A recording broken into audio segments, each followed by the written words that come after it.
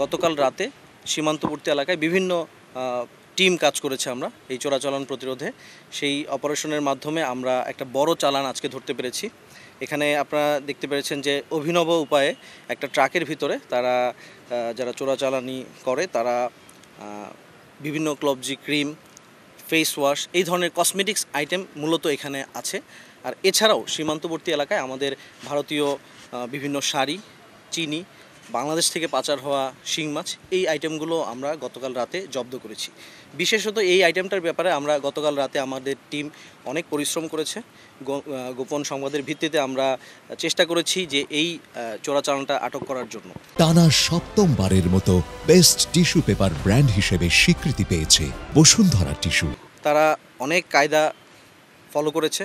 তারা বিভিন্নভাবে তাদের এই যে ট্রাকের ইভেন নাম্বার প্লেট পরিবর্তন করা এই ধরনের কার্যক্রম তারা করেছে। বাট আমাদের যে গোয়েন্দা টিমটা ছিল তারা অনেক ভালো কাজ করেছে।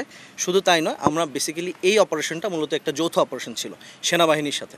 সো আমরা আমাদের গোয়েনঘাট এলাকায় কিছু গোডাউন থেকে এই আইটেমগুলো লোড হয়। আমরা সেটা আমাদের গোপন সংবাদের ভিত্তিতে আমরা জানতে পারি। আমরা সেটাকে ফলো করি।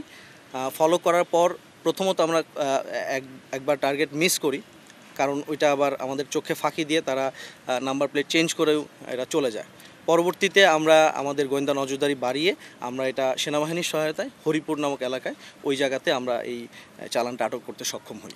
টোটাল এই আইটেমটার বা এই চালানটার আনুমানিক 3 কোটির উপরে, এবং সব কিছু মিলে গতকাল রাতে আমাদের আনুমানিক 3.5 কোটির উপরে আমরা চোরাচালানি মালামাল আটক করতে সক্ষম হই। এটা যেহেতু একটা যৌথ অপারেশন ছিল, আমরা চেষ্টা করেছিলাম, বাট তারা যখনই এই আঁচ করতে পারে যৌথ বাহিনী, যখন আমরা এটা আক্রমণ করি, ওকে ধরার চেষ্টা করি, তখন ট্রাক থেকে নেমে তারা চলে যায়। বেসিক্যালি এই যে কিছু কিছু গোডাউন যেটা আমাদের সন্দেহের তালিকায় ছিল, সেই গোডাউনগুলো আমরা আইডেন্টিফাই করেছি।